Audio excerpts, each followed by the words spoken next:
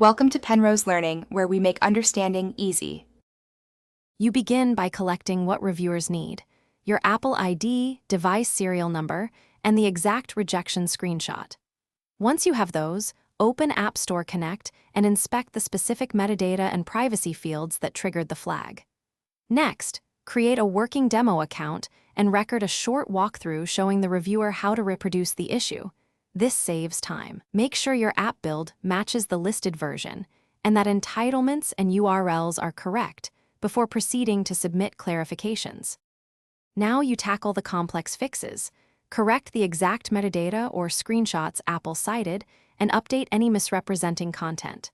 Simultaneously, verify entitlements and add precise API usage descriptions in info.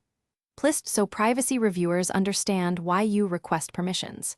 If code changes are needed, increment the build number and upload a new binary. Otherwise, attach a clear resolution note with step-by-step reproduction and test credentials.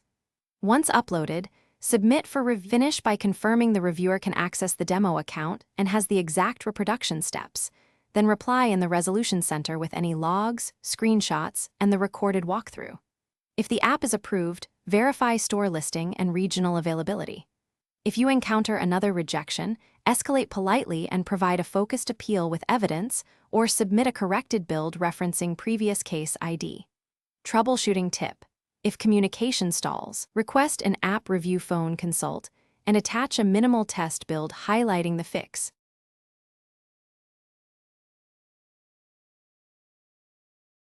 Thanks for watching. If this was helpful, leave a like and consider subscribing. See you next time.